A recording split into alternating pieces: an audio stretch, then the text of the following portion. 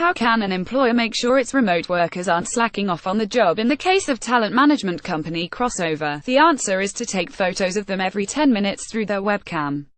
The pictures are taken by Crossover's productivity tool, WorkSmart, and combined with screenshots of their workstations along with other data including app use and keystrokes to come up with a focus score and an intensity score that can be used to assess the value of freelancers. Today's workplace surveillance software is a digital panopticon that began with email and phone monitoring, but now it includes keeping track of web browsing patterns, text messages, screenshots, keystrokes, social media posts, private messaging apps like WhatsApp, and even face-to-face interactions with coworkers. If you are a parent and you have a teenage son or daughter coming home late and not doing their homework, you might wonder what they are doing. It's the same as employees, said Brad Miller, CEO of Awareness Technologies, which sells a package of employee monitoring tools under the brand InterGuard.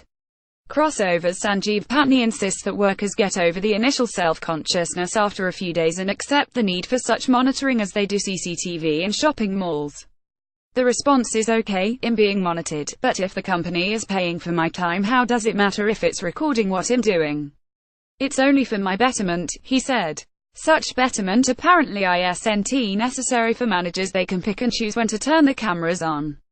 The majority of surveillance tech providers focus their attention on the financial sector, where companies are legally required to track staff communications to prevent insider trading. But they are increasingly selling their tech to a broader range of companies to monitor staff productivity, data leaks, and human resources violations, like sexual harassment and inappropriate behavior. Wiretap specializes in monitoring workplace chat forums such as Facebook Workplace, Slack, and Yammer to identify, among other issues, intentional and unintentional harassment, threats, intimidation. Last year, an employee at an IT services company sent a private chat message to a friend at work worried that he had just shared his sexual identity with his manager in a meeting and fearing he'd face career reprisal. Wiretap detected the employee's concern and alerted a senior company exec who was then able to intervene, talk to the manager and defuse the situation. Having the visibility allows you to step in productively, said Greg Moran, CEO of Wiretap. Even if it's not a serious offense, you can see the early indications of someone heading down a path. To monitor productivity, software can measure proxies such as the number of emails being sent, websites visited, documents and apps opened, and keystrokes. Over time it can build a picture of typical user behavior and then alert when someone deviates. If it's normal for you to send out 10 emails, type 5,000 keystrokes and be active on a computer for 3 hours a day, if all of a sudden you are only active for 1 hour typing 1,000 keystrokes, there seems to be a dip in productivity, said Miller. Or if you usually touch 10 documents a day and print 2 and suddenly you are touching 500 and printing 200, that may mean you are stealing documents in preparation of leaving the company. Other companies, such as TerraMind, seek to measure distraction by looking at how much a person is switching between applications. If a paralegal is writing a document and every few seconds is switching to HipChat, Outlook and Word, then there's an issue. That can be resolved by addressing it with the employee, said TerraMind's CEO, Isaac Cohen. A common but flawed technique is keyword detection, drawing from a list of predefined terms including swear words and slang associated with shady behavior. This approach tends to kick up a lot of false positives and is easy to circumvent by anyone intent on beating the system. That wasn't the case when an Allstate insurance franchise did a live demonstration of InterGuard software to other dealers. The technology started scanning the network and almost immediately found an email with the words client list and resume. The demonstrator opened the email in front of a room full of peers to discover his best employee was plotting to move to another company.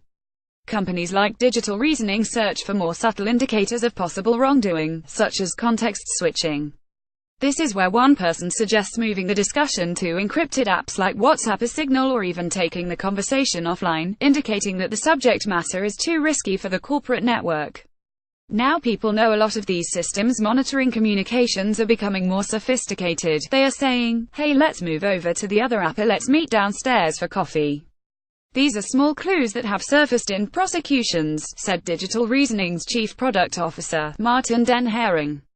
Even WhatsApp isn't safe from Qumrum's monitoring software, which is placed on employees' devices, with their consent, to capture everything they do, including the messages they send to customers using WhatsApp.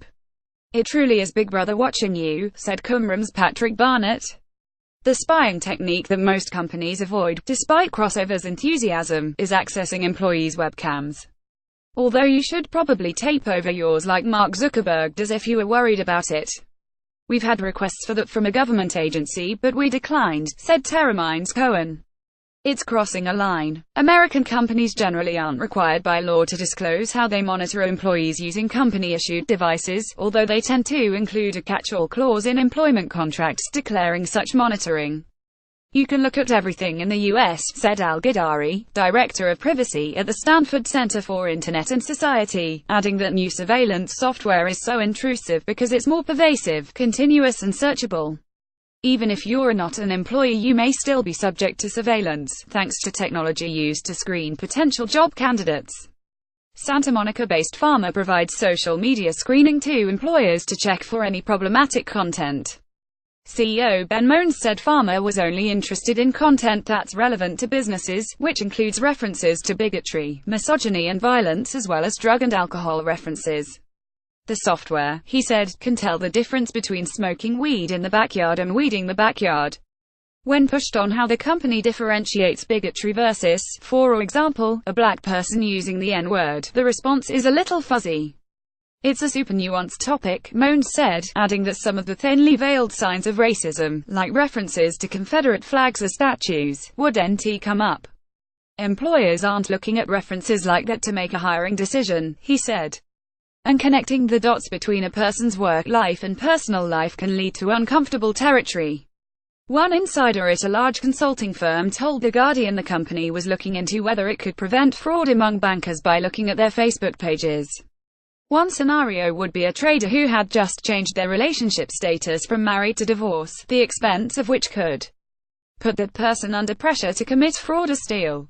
The insider had reservations about the effectiveness of such a system. If I were divorced, would I be more likely to steal? I don't think so. It makes assumptions, he said, adding, the more data and technology you have without an underlying theory of how people's minds work, then the easier it is to jump to conclusions and put people in the crosshairs who don't deserve to be. If you have a tip about surveillance in the workplace, please contact olivia.solan@theguardian.com.